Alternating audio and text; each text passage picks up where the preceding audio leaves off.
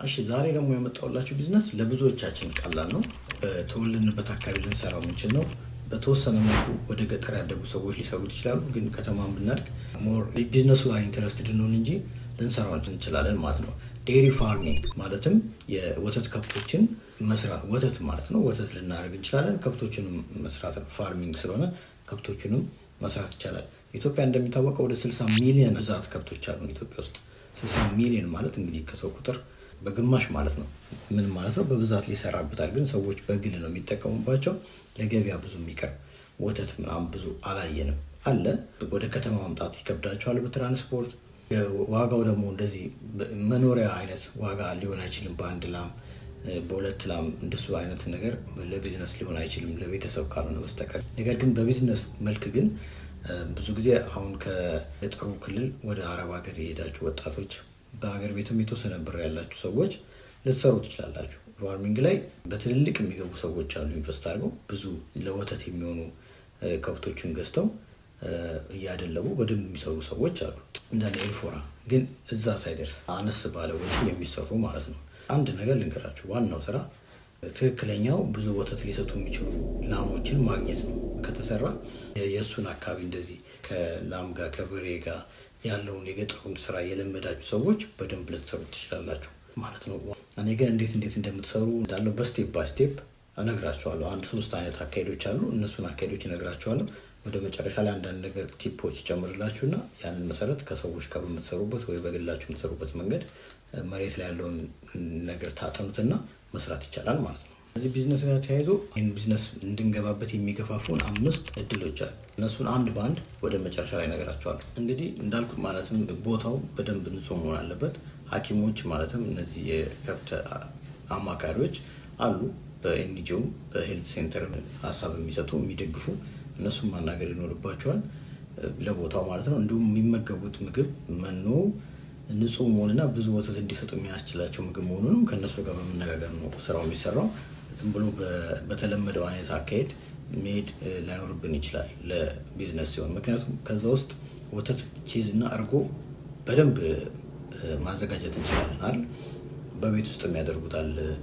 ስለዚህ ይህንን ለገበያ ማቅረብ ስለሆነ እኛ ማማከር ያለብን ሰዎች በሙሉ ማማከር አለብን ማለት ነው። በድሮ መልክ መሄድ የለብንም። ሰዎች ያረጉ ሰፈር ውስጥ ወተት የሚያከራዩ አሉ፣ ግን ወጣ ማለት አለበት። ከዛ የተሻለ ማደግ ያለበት ከኛ ጀምሮ ነው። የኛ ቢዝነስ ሲያድግ ነው ቢዝነሱ የሚያድገው። እኛ የምንጀምረው ሰዎች አመጋገብ የምንሰጣቸው፣ ለከብቶቹ የምንሰጣቸው ምግብ፣ ከከብቶቹ የምናገኘው የምናደርግላቸው እንክብካቤ፣ በየጊዜው ቼክ የምናደርጋቸው ነገር እንግዲህ የሚስማማቸው የማይስማማቸውን ምን ሲበሉ ነው ብዙ የሚሰጡት የሚለውንም በደንብ ማጥናት የሚችሉ ሰዎች አሉ። ስለዚህ በዛ መንገድ ላይ ሰዎችን ማማከር ይኖርባቸዋል ማለት ነው። እዚህ ቢዝነስ ቻሌንጅ ይሆናል ተብሎ የሚታሰበው የመኖ ሲዝናል ነው። የምንመግባቸው በትራዲሽናልም የሚገኙት በሲዝን ነው። ስለዚህ ብዙ መያዝ ሊጠበቅብን ይችላል ማለት ነው። እሱ ነው አንዱ ቻሌንጅ፣ ያው ገንዘብ እጥረት ማለት ነው። ከዚህ ጋር ተያይዞ ብዙ ገንዘብ ሊጠይቀን ይችላል ተብሎ የሚታሰበው ማለት ነው። ሌላ ፕሮሰሲንግ ፋሲሊቲው ይሄ ከሚሰሩት ጋር ወተት እንደ ማማ እንደ ነሾላ ወተት የሚያቀርቡ ድርጅቶችን በቅርብ አለማግኘት ነው ቻሌንጁ ለማቅረብ ማለት ነው። ስለዚህ ሊሆን የሚችለው ከምግብ ቤቶች ጋርና ከአነስ ባለ ሱቆች ሊያቀርቡ በሚችሉ ሰዎች ያንን ቻሌንጅ መወጣት ይቻላል ማለት ነው። ቢያንስ የእናንተን አካባቢ ላይ ፕሮቫይድ በማድረግ ገንዘብ ማግኘት ትችላላችሁ። ገንዘብ ባገኛችሁ ሰዓት ሌላ ከብት ላይ ኢንቨስት በማድረግ ማሳደግ ይቻላል ማለት ነው። ቢዝነሱ ነገሩ ሊያድግ የሚችል ነው። ከዚህ ጋር ተያይዞ 3 ቲፖች ልንገራችሁ። ቲፖ በጣም በቀላሉ፣ አንደኛው ማርኬቱ የምትፈልጉት ቦታ ላይ እየሄዳችሁ ልትሰሩት የምትችሉ ነው። እናንተ ባዘጋጃችሁት ላይ ሊሄድ የሚችል ነው። በስሞል ቢዝነስ ተጀምሮ ሊያድግ የሚችል ነው። 3ኛው ትሬኒንግ ላይ ኢንቨስት ካደረጋችሁ በቀላሉ ለምሳሌ ኒውትሪሽን ላይ ዲዚዝ ማኔጅመንት፣ በሽታ የሚያጠቃቸው በሽታ ምን እንደሆነ፣ ምን ሲመገቡ፣ ምን ሲጠጡ ሊያጠቃቸው እንደሚችል ያንን ማየት ነው። 3ኛ ሪከርድ ማድረግ ነው። በየቀኑ ያላቸውን እንቅስቃሴዎች ሪከርድ ማድረግ ቲፖች ናቸው። እነዚህ በማድረግ ድርጅታችሁን በደንብ ልታሳድጉ ትችላላችሁ ማለት ነው። ቲፕ ነው።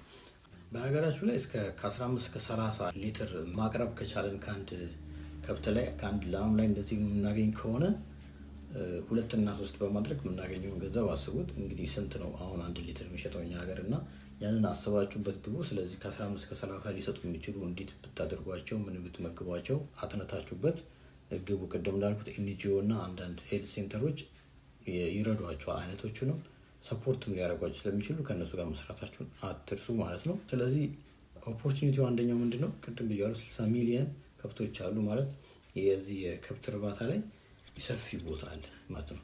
ሁለተኛ ኢምፖርት እያደረግን ነው የወተት ምርት አንዳንድ ነገሮች አሁን ፓውደር የወተት ፓውደር እኛ ኢምፖርት እናደርጋለን።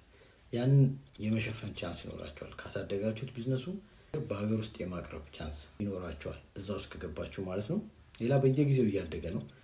ወተት ጠቃሚ ስለሆነ ሰዎችን በጣም ስለሚጠቅም ሰዎች ሁሉ ይመገቡታል። ስፖርት የሚሰራውም የማይሰራውም ህፃናቱም ትልቁም ስለሚጠቀመው ጥያቄ አለው። ስለዚህ ወተትን በደንብ ማቅረብ ብታቀርቡት በደንብ ልትሰሩ ትችላላችሁ። ይሄ ኦፖርቹኒቲ ነው። ሶስተኛው አራተኛው መንግስት በጣም ይደግፋቸዋል።